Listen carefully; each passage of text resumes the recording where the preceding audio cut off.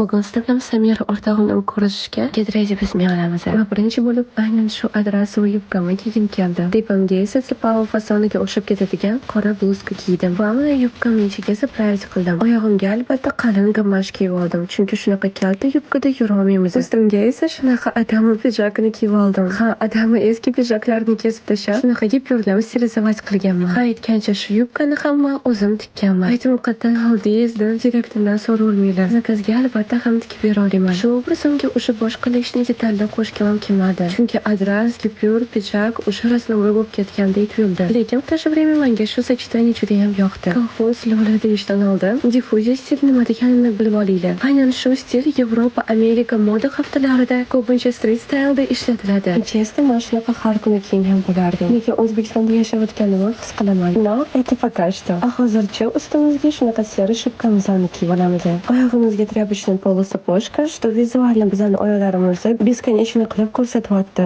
Va kojani bananka sumka. Boshimga shu kartuzimni kiymaymi deb biroz o'ylandim. Lekin o'sha payti meni ko'zimga uncha ko'rinmadi-yu, lekin hozir videoni ko'rayotganda yoqdi. Shu bilan bu bizning final obrazimiz. Sizlarga yoqdimi?